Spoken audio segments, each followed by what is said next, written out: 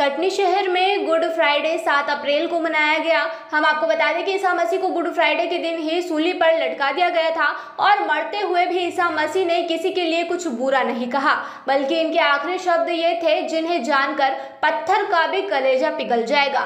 Good Friday ईसाई धर्म के लोगों द्वारा मनाया जाने वाला वह त्योहार है जिसका नाम सुनने से लगता है कि यह कोई जश्न होगा, लेकिन ऐसा नहीं है। गुड फ्राइडे को शोक दिवस के तौर पर मनाया जाता है। दरअसल जब यहूदी शासकों ने ईसा मसीह को तमाम शारीरिक और मानसिक यातनाएं देने के बाद सूली पर चढ़ाया था, तो उस दिन शुक्रवार था। ईसा मसीह ने मानव जाति के लिए हंसते हंसते अपना जीवन कुर्बान कर दिया। इस दिन को ईसाई धर्म को मानने वाले कुर्बानी दिवस के रूप में मनाते हैं। हम आपको बता दें कि कई सालों पहले ईसा मसीह यरूशलेम में रहकर मानवता के कल्याण के लिए भाईचारे, एकता और शांति के उपदेश देते थे। सभी लोगों ने उन्हें परमपिता परमेश्वर का दूत मानना शुरू कर दिया था। इस वजह झूठे और पाखंडी धर्म गुरुओं ने ईसा मसीह के खिलाफ यहूदी शासकों के कान भरना शुरू कर दिए। फिर एक दिन उन पर राजद्रोही का मुकदमा चलाकर सूली पर चढ़ाए जाने का फरमान जारी कर दिया। इससे पहले उन्हें कांटों का ताज पहनाया गया। ईसा को सूली को कंधे पर उठाकर ले जाने के लिए भी विवश कर दिया गया था।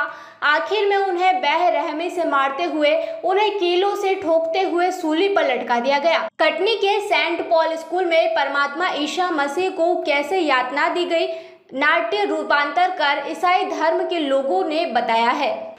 क्रिस्ती विश्वासियों के लिए सबसे बड़ा त्योहार वह है ईस्टर या यीशु का पुनर्जीवित होना, और उसके 3 दिन पूर्व यानी कि ये पुण्य शुक्रवार जो आज हम लोग मना रहे थे, इसी दिन यीशु क्रूस पर मर गया। यानी कि यीशु मानव जाति के लिए बलि बनकर अपने आप को समर्पित किया।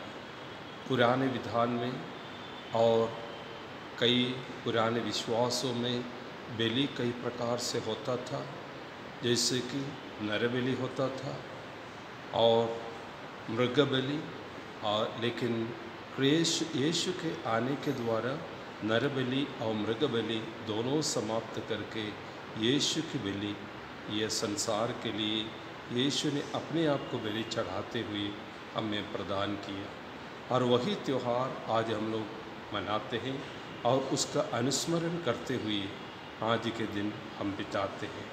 और आज ये गुड फ्राइडे यानी कि पुण्य शुक्रवार हमारे जीवन के लिए बहुत महत्वपूर्ण है, और 3 दिन के बाद हम पुनः यीशु के मृतकों में से जी उठने का त्यौहार भी मनाएंगे।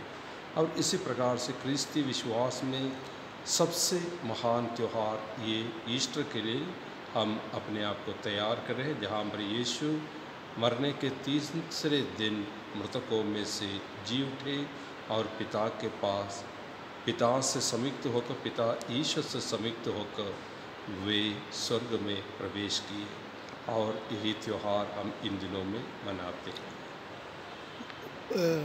झांकी का भी आयोजन किया गया था आज के दिन हम यीशु का दुख भोग के अनुस्मरण याद किया, यानी कि यीशु किस प्रकार से दुख भोगा और मृत्यु एक बलि स्वरूप हमें हमारे लिए प्राप्त किया, यही आज हम लोग अनुस्मरण किए हैं और उसको मनाए हैं। क्या नाम है आपको? Father Dominic, Saint Paul church parish priest. बलिदान दिवस के इस अवसर पर समस्त ईसाई समाज आज यहाँ एकत्र होकर यीशु जो हमें इस देश को, इस विश्व को संदेश दे रहे हैं, उसे आगे बढ़ाने का काम किया है। हम कांग्रेस जन भी यहाँ इस अवसर पर एकत्र हुए और हम लोगों ने देखा कि किस तरीके से यीशु के साथ अत्याचार किए गए। उसके बाद भी यीशु ने अंत में ईश्वर से, प्रभु से यही प्रार्थना की कि प्रभु मेरे साथ ऐसा करने वालों को आप क्षमा करेंगे।